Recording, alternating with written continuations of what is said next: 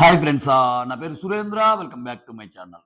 ఈరోజు ఎపిసోడ్ మాత్రమే చూసి, అంటే ఎపిసోడ్ మాత్రమే చూసి లైవ్ చూడలేదనుకో, పెద్ద బిస్కెట్ అయిపోద్ది. అంటే కంప్లీట్ అంటే ఒకరిని మనము అపార్థం చేసుకోవాల్సింది ఒకరిని చేసుకుంటాం. అరే! ఏందిరా ఇలా ఆడాడు ఈళ్ళు అని అనుకునేది పోయి, ఏందిరా ఇలా ఆడాడు అనుకుంటాం. అంత ఘోరంగా. అంటే సో, నిఖిల్ అండ్ రోహిణికి ఓటింగ్ సిస్టమ్ పెడతారు కదా! కంటెంటర్‌షిప్ కోసం. దాంట్లో పెద్ద ఫైట్ అయ్యిద్ది.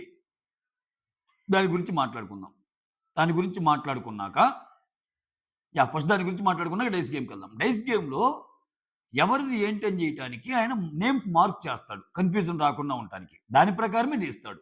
సో, ఫస్ట్ పడ్డప్పుడు మీరు గాని చూస్తే పృథ్వీదొస్తది. అందుకని పృథ్వీది తీస్తే పృథ్వీ ఎళ్లి యష్మి మీద ప్లేస్ చేస్తాడు. యష్మి ఆ ప్లాట్‌ఫార్మ్ మీద. ఆ తర్వాత రోహిణిదొస్తది. రోహిణిని తీసేస్తాడు. రోహిణి వెళ్లి టెస్టీ తేజ మీద ప్లాట్‌ఫార్మ్ మీద నిలబడిద్ది. ఆ తర్వాత విష్ణుప్రియదొస్తది. విష్ణుప్రియ ఎళ్ళిపోద్ది. ఇదంతా ఎట్లా జరిగిద్దంటే, అక్కడ ఏ నేమొస్తే ఆ నేమ్. డైస్ అంటే 6 ఉంటాయి గదా! ఒకదాని మీద ఏముండదు. 6 సైడ్స్ ఉంటాయి గదా! అలా ఒకవేళ వస్తే రెండోసారి గూడా ఏస్తారు. లేపోతే ఆ ఏసే ప్రాసెస్‌లో కొంచెము ఏమన్నా ఆడ్‌గా అనిపించినా, కొంచెం అటు ఇటుగా ఉన్నా మళ్ళా గూడా ఏస్తారు. అంతేగాని ఖచ్చితంగా జరిగింది గేమ్. సంచాలకుగా సూపర్బ్ చేశాడు. బట్ మనకు చూపించిందేంటి? ఆయన డైస్ ఏయటము, ఒక్కొక్కరిని తీయటం. ఆ తీయటం గూడా ఎలా చూపిచ్చాడు? ఫస్ట్ పృథ్వీనే తీశాడు. అంటే ఫస్ట్ ఆయన గ్రడ్జ్‌ని పృథ్వీ మీద పెట్టుకున్నాడు అని అర్థమైంది. ఏది ఎపిసోడ్ చూసే వాళ్ళకి. వాళ్ళు తప్పని కూడా నేను అనను. ఎందుకని లైవ్‌లో ఇదంతా చూపియడు ఆయన. డైస్ మీద నేమ్స్ రాయటం ఇయన్నీ. సో, అక్కడ ఎవరికి బ్యాడ్ ఆయనకి. ఇదంతా చూసాక ప్రేరణ ఒక మాట అంటది నబీల్‌తో. ఏమని? ఇది గ్రూప్ గేమ్ కాదా అని. అంటే రెగ్యులర్‌గా ఎపిసోడ్ చూసే ఆడియన్స్‌కి అనిపిస్తది? గౌతమ్ గ్రూప్ గేమ్ ఆడాడు. అసలు ఈ రివ్యూలు ఏమి పట్టించుకోకుండా ఎపిసోడ్‌లు చూసే ఓట్లేసే కొంతమందుంటారు. వాళ్ళకేమైద్ది? అరే! ప్రేరణ చెప్పింది కరెక్టే గదా! ప్రేరణ నబీల్‌తో చెప్పింది గ్రూప్ గేమ్ ఆడారని. వాళ్ళ ఈయన ఇన్ని చెప్తాడు గాని నేను ఆడింది కూడా గ్రూప్ గేమే కదా! అన్నట్టు పోద్ది. సో, మోర్ ఓవర్ ఇదయిపోయాక పృథ్వీ అండ్ నబీల్ చాలా మంచి మాటలు మాట్లాడుకుంటారు. సో, నేనది రీల్ కూడా షేర్ చేశాను నా ఇన్‌స్టాలో. ఏమని నిజంగా ఇది మనకి టెస్ట్ గాదు. ఆడేవాళ్ళకి టెస్ట్ గాదు. గౌతమ్‌కి టెస్టు. ఆ టెస్ట్‌లో ఆయన బానే పాస్ అయ్యాడు. నీట్‌గా చేసి. అవునవును చాలా మంచిగా చేశాడని ఇతను గూడా అంటాడు. ఎవరు? పృథ్వీ గూడా. సో, లాస్ట్‌గా ఆ టాస్క్ అయిపోద్ది. ఆ టాస్క్‌లో లీస్ట్ వచ్చిన విష్ణుప్రియకి 10, ఆ తర్వాత వచ్చిన యష్మికి 20, ఆ తర్వాత దిగిన పృథ్వీకి 30, ఆ తర్వాత దిగిన రోహిణికి 40, ఆ తర్వాత దిగిన తేజకి 50 వస్తది. ఇది డిస్‌ప్లే చేస్తాడు. ఈ ఫోటోస్ డిస్‌ప్లే చేస్తాడు. నవ్వుకుంటారు. ఆ తర్వాత చిన్న ఫన్ అయ్యిద్ది. యష్మిని చూస్తే ఫోటోలో చూస్తే చాలా పెద్దగా ఉంది అది ఇది అంటాడు గౌతమ్ అది ఖతం. ఆ ఎపిసోడ్ ఇంతటితో ముగిసింది. ఎక్కడ అపార్థం చేసుకోవాల్సొచ్చింది చెప్పేసాను. అట్లా ఉంటే ఎపిసోడ్ కట్ చేయటం. సో, నెక్స్ట్ వచ్చేసరికి విశ్వక్సేన్ వస్తాడు. విశ్వక్సేన్ అందరితో మాట్లాడతాడు. ఆయన సినిమా గురించి చెప్తాడు. లైవ్‌లో ఒకటి జరిగిద్ది. అది కట్ చేశాడు. ఒక్కొక్కరి గురించి చెప్తాడు. గౌతమ్ ఉంటే నువ్వు బాగా ఎంతూసియాస్టిక్ అంటాడు. తర్వాత నువ్వు ఒక సోల్జర్ టైప్ అని విష్ణుప్రియని అంటాడు. ఆ తర్వాత నీలో ఫైర్ ఉందని ప్రేరణ అని అంటాడు. ఆ తర్వాత నిఖిల్‌ని చాలా మంచిగా అంటాడు ఒక మాట. ఏంటంటే ఓవరాల్‌గా నువ్వు చాలా మెచ్యూర్ పర్సన్ అంటాడు. సో, ఇట్లా ఒక్కొక్కరి గురించి చెప్తాడు. పృథ్వీ ఏమో ఆహ్, ఆ!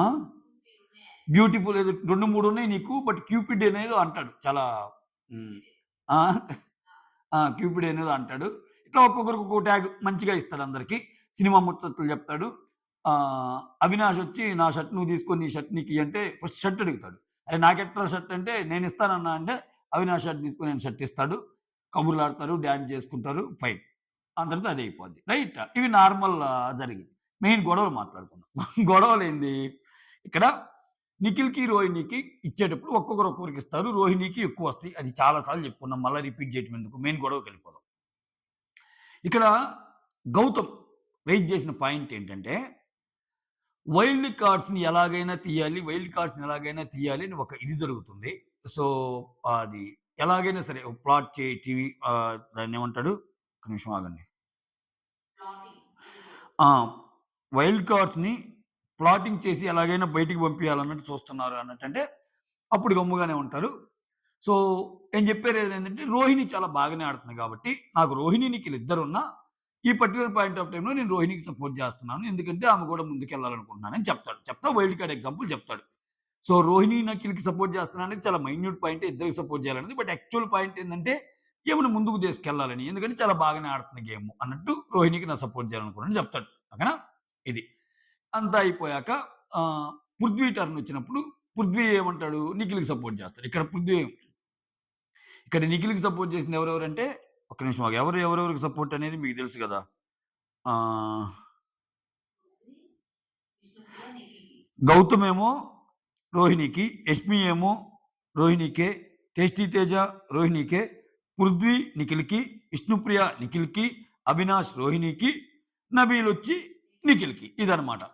సో, ఇక్కడ పృథ్వీ టర్న్ వచ్చినప్పుడు ఏమంటాడు, "నువ్వు వైల్డ్ కార్డ్ అని ఎత్తావు. సో, మేము అలా లేము." అంటే ఇక్కడ ఇక్కడ పృథ్వీ ఒక డైలాగ్ అంటుంటాడు ఎప్పుడు, మీరు ఇంట్లోకొచ్చారంటే ఏంటి ఆ ఇల్లు ఏమన్నా ఈయనేమన్నా కట్టించాడా ఏంటి ఆ ఇల్లు అనిపిస్తది నాకు అప్పుడప్పుడు. ఏమన్నా కొని ఆ ఇల్లు కొని మొత్తం నీట్‌గా చేసాడా ఏంటి? ఆ ఇంట్లోకి వాళ్ళు వైల్డ్ కార్డ్స్‌గా వస్తే వచ్చారు. అంతే గదా! సో, ఇక్కడ ఇంకో పాయింట్ ఏందంటే, వైల్డ్ కార్డ్స్ ఒక సునామీ, ఒక నెగెటివ్ అని చెప్పారు. దానివల్ల ఫైట్ చేయాల్సొచ్చింది. అంటే ఇక్కడ గౌతమ్ అనేదేంది, వైల్డ్ కార్డ్స్ రాకముందు మీరు 12 వైల్డ్ కార్డ్స్ వస్తున్నారు. కొంతమందిని ఆపండి అన్నప్పుడు అది గేమ్. మీరు ఆపొచ్చు. నలుగురిని ఆపారు. 8 మందొచ్చారు. వన్స్ ఇంట్లోకొచ్చాక, క్లాన్స్ అయ్యాక ఓకే. క్లాన్ గేమ్‌లో కూడా ఆడొచ్చు. బట్ ఆయన మెయిన్‌గా ఫోకస్ చేస్తుంది ఈళ్ళ గురించి. ఎవరి గురించి? ఇట్లా బయటికి పంపిద్దాం అనుకునే బ్యాచ్ గురించి. అని క్లియర్‌గా చెప్తాడు చాలా సార్లు. సో, నబీల్‌కి కూడా క్లారిటీ ఇస్తాడు. నేను గ్రూప్ గేమ్ ఆడుతున్నానన్నది విష్ణు, పృథ్వీ కలిసి ఆహ్, యష్మి, నిఖిల్, పృథ్వీ కలిసి ఇట్లా, ఇట్లా ఆడుతున్నారు. నేను నిన్నెక్కడా చెప్పలేదని క్లారిటీ కూడా ఇస్తాడు. అది అది నబీల్‌కి తెలీదుగా. అందుకని నబీల్ కూడా పాయింట్ రైజ్ చేస్తాడు. ఇక్కడ ఏమంటాడు? ఈ మాట పెరిగి నువ్వు వైల్డ్ కార్డ్స్‌ని ఆపటానికి మేమెంత అది ఇది అని చెప్పి ఇంకా అలా గొడవైద్ది. ఎవర్రా నువ్వు అది ఇది అని ఇంక చిన్నగా పెంచుకుంటా పోతా, ఈ ట్రిగ్గర్ అయ్యే ప్రాసెస్‌లో మీరిలా చేశారు అని చెప్పి కొన్ని ఎగ్జాంపుల్స్ చూపిస్తాడాయన. ఏంటి? నువ్వెప్పుడైనా చేసావా మిగిలినోళ్ళని? నువ్వు ఆల్‌వేస్ నిఖిల్‌ని ప్రొటెక్ట్ చేయడానికి ట్రై చేస్తావు. నిఖిల్ నిన్ను చేయడానికి ట్రై చేస్తాడు. ఎట్లా అంటే ప్రొటెక్ట్ అనే పదం వాడొద్దు, ప్రొటెక్ట్ అనే పదం వాడొద్దని పైకెళ్తాడు. ఆ పైకి కూడా ఎట్టెళ్తా అంటే మొహంలో మొహం పెట్టి ఏదో ఇట్లా ఎళ్ళిపోతాడు. సో, గ్రూప్ గేమ్‌లు ఇప్పుడు గౌతమ్ అక్కడ ఏ పాయింట్ అయితే అన్నాడో, అతి పాయింట్‌కి వీడియోలున్నాయి బయట. అంటే వాళ్ళు హౌస్‌లో ఉండి అన్న గౌతము, ఆయన ఏ అభియోగాలైతే చేశాడో ఈళ్ళ మీద, మీరు ముగ్గురు కలిసి ఒకరిని టార్గెట్‌గా చేసి ఒకరిని పంపిద్దాం అనుకుంటారు. అది గ్రూప్ గేమే గదా! నువ్వెలా అనుకుంటున్నావు? అంటే ఇంక ఈ ఇంట్లో ఎవరు అనుకోవట్లేదు. నేనొక్కడినే అనుకుంటున్నాను. యెస్ నువ్వొక్కడివే గ్రూప్ గేమ్ అనుకుంటున్నావు మాది అంటాడు. ఓకే. నేనొక్కడినే గ్రూప్ గేమ్ అనుకుంటున్నావు గదా! అని అంటాడు. ఇదంతా గమనించి ప్రేరణ ఏమొస్తది? ప్రేరణ పృథ్వీ పక్కకొచ్చి ఆహ్, ఏదో అంటది వాడికి పాయింట్ ఇవ్వొద్దా? ఒక్క నిమిషం ఆగు. ఏమంటదిరా? వాడికి స్కోప్ ఇవ్వొద్దా? అని ఏదో అంటది. ఆ! వాడికి చెవులో మాట్లాడదు. వాడికి ఎక్కువ స్కోప్ ఇవ్వొద్దు అని. ఎందుకంటే స్కోప్ ఇస్తే మాట్లాడతాడు. ఇప్పుడు నిఖిల్ వాళ్ళ మమ్మ హైలైట్ అవుతాడు. నిఖిల్ వాళ్ళ మొహం చెప్పింది కూడా అదే గదా! ఎప్పుడైనా మాట్లాడే విషయంలో గౌతమ్‌కి ఎక్కువ ఛాన్స్ ఇవ్వద్దు. మీరు డిఫెండ్ చేసుకుంటే మీరు అయిపోతారు అన్నట్టే గదా! ఇతనికి తెలుసుగా ఇతనిది గుడ్డెద్దు చెవిలో పడ్డట్టే. ఇతనిది ఈ పృథ్వీది వచ్చేసి ఏంటి వాడికి స్కోప్ ఇచ్చేది? ఏంటి వాడు అని ఇంకా ఎళ్ళిపోతాడు వాళ్ళు ఇంకా ఏం చేస్తున్నావు అది ఇది అని పైకెళ్తాడు. ఏంట్రా వాడంటున్నావు? నువ్వేం పీకగలవు అంటాడు. నన్ను పీకగలవంటున్నావు అని చెప్పి ఆయన బొచ్చు పీకేస్తాడు. హ్మ్. ఏందో అసలాయన ఇదిరా నువ్వు అన్నట్టన్నాడు. ఆ! పైకొస్తున్నాడు. ఒక్కసారి వాళ్ళకే అర్థం కాల షాక్. సో, ఇది జరిగింది. ఇక్కడ ఈయన రాంగానే యష్మి వచ్చేసింది. ప్రేరణ వచ్చేసింది. ఆ తర్వాత నిఖిల్ వచ్చేసాడు. అరే! ఇప్పుడు అర్థమవుతుందా? మీరొచ్చారు గదా! అందరొచ్చారు కదా! ఒకరినంటుంటే అన్నట్టు కూడా అంటాడు. అది కాదురా మీరు వేరే రకంగా పోర్ట్రే చేస్తున్నారు అదని. ఏం పోర్ట్రే చేసాడు? గ్రూప్ గేమ్ తెచ్చాడు. ఇప్పుడు గ్రూప్ గేమ్ తేకపోతే ఇప్పుడు హౌస్‌లో వాళ్ళు మాట్లాడాక కూడా గ్రూప్ గేమ్ ఆడారు కదా మీరు. పేరెంట్స్ వచ్చాక కూడా గ్రూప్ గేమ్ ఆడారు గదా! వాళ్ళు చెప్పాక కూడా గ్రూప్ గేమ్ ఆడారు గదా! రైట్? అంతటితో అయిపోయింది. చాలా పెద్ద గొడవైంది. ఇంక వావ్ అంటా వస్తాడు. ఇంక ఆయన సంగతి తెలిసిందేగా. కంప్లీట్‌లీ ఇంక ఇది దేనితో పోల్చాలో నాకు అర్థం కావట్ల ఆయన్ని. అసలు ఆయన బిహేవియర్ ఏంటో ఒక జెన్యూన్‌గా ఉంటాడు తప్పితే అంటే సైక్ అయిపోవటం. అంటే మనకేదన్నా అయినప్పుడు మనలో ఉన్న మనిషి రాక్షసుడిగా మారితే ఎలా బిహేవ్ చేస్తాం. అటువంటి చిన్న టైమ్‌లో అయినా సరే అనర్థాలు జరుగుతాయి రియల్ లైఫ్‌లో. మీకేందంటే ఇప్పుడు చాలా విషయాలు మీరు గమనించండి మన దేశంలో గాని ఎక్కడైనా సరే చాలా విషయాలు ఆ షార్ట్ టెంపర్‌తో అంటే యాంగర్ మేనేజ్‌మెంట్ మనకు తెలియకపోతే నువ్వెంత మంచోడివైనా గాని 24 గంటలు 23 నిమిషాల 59 నిమిషాలు నువ్వు మంచిగున్నా 23 గంటల 59 నిమిషాలు మంచిగున్నా ఆ ఒక్క నిమిషం నువ్వు కంట్రోల్ కాకుండా పిచ్చిగా బిహేవ్ చేస్తే ఎదుటోడికి ఏమున్నాయి? సో, అది ఒక వీక్‌నెస్ నిజంగా మాట్లాడితే. అది కంట్రోలింగ్ లేకపోవటం. యాంగర్ మేనేజ్మెంట్ తెలియకపోవడం. అటువంటి మనిషి ఆయన. ఈయన చాలా ఆవేశపరుడు నిజంగా. అన్ని కెమెరాలుంటే నేను బిహేవ్ చేస్తున్నాడు. బయటైతే నేను కొట్టినా కొట్టేస్తాడింక ఏదైనా గొడవైతే. వామ్మో! అనిపిస్తుందసల. సో, మన దురదృష్టం, ఆయన అదృష్టం ఏందంటే, ఆయన సేవ్ అవుతా వస్తున్నాడు. ఆయనకదే నేననుకోవటం ఏందంటే, ఈళ్ళందరూ ఇట్ట అంటున్నారు గానీ, ప్రాబబ్లీ ఈ మనుషుల మీదకి పోవటం జనాలకి నచ్చిందేమో! అందువల్లే నేను సేవ్ అవుతున్నానేమో! అన్నది నా ఒకటి 1 సెకండ్. మనుషుల మీదకి పోవటం నచ్చుతుందేమో! జనాలకదే నచ్చుతుందేమో! అన్నట్టు ఆయన ఫీల్ అవుతున్నట్టున్నాడు. లేకపోతే ఇన్ని వారాలు ఎలా సేవ్ అవుతాను అనుకోని ఇంకొంచెం ఎక్కువ చేస్తున్నాడేమో అనిపిస్తుంది. ఆ తర్వాత అయిపోయాక ఇదే మాట అవినాష్ అంటాడు. అవినాష్ భలే అంటాడు. అవినాష్, తేజ, రోహిణి ఈళ్ళందరితో మాట్లాడతా, "ఏందిరా గౌతమ్ పాయింట్ మాట్లాడుతున్నాడు. అసలు ఆ 2 వర్డ్స్ అలా ఎళ్ళటమేంది? ఆయన అక్క, అక్క అన్నప్పుడు అందరం ఖండించాం గదా! అంతెందుకు నేను గూడా ఖండించా గదా! వద్దు అన్నాక అంటాడేందని. మరి ఆయనేందిరా వాడు, వాడు, వాడు అంటుంటే వాడు అనొద్దంటే ఇంకా అంటాడేంటి? అదేంటి?" ఇక్కడ, ఇక్కడ మళ్ళా ఇప్పుడు చూడండి. ఈ గ్రూప్ గేమ్ అంటానికి ఇది ఇంకో పర్ఫెక్ట్ ఎగ్జాంపుల్. ఆయన అక్క అన్నందుకు ఈయన నామినేషన్ ఏస్తాడు నిఖిలు. ఒక girl when she says no, no. Once she says no, no అన్నట్టు ఏస్తది గదా! గౌ పృథ్వీకి ఈరోజు చాలా మంది క్లాస్ బీకొచ్చు కదా! "అరె! వాడు వద్దు, వద్దు అంటున్నప్పుడు కూడా ఎందుకురా? వాడు అనొద్దు. ఒక్కసారి వాడు అంటే వాడికి ఇష్టం లేదంటే అనకుండా ఉండు" అని చెప్పలేదే! ఆ రోజు మొత్తం ఆశ్చర్యార్థకంగా పెడతారు ఫేసు. ప్రేరణ గాని, యష్మి గాని అందరూ. అదేంది ఆమెకి ఇష్టం లేకుండా అంటమేంటి? ఏం nonsense what is this nonsense అని. ఏది సరదాగా ఆయన ప్రేమ ఫెయిల్యూర్ అనుకోని, "వద్దక్క నీకో నమస్కారం" అని ఒక మూవీ కైండ్ ఆఫ్ దాంట్లో కామెడీ చేయడానికి ట్రై చేస్తే. ఇక్కడ నేను సీరియస్‌గా వాడు, వాడని మొత్తం బొచ్చు తీసి పారేస్తున్నా గాని, ఏమి లేవు ఈయనకి. ఈయనకి సజెషన్స్ ఏమి ఇవ్వరు. ఏ కైండ్ ఆఫ్ గేమ్ ఇది?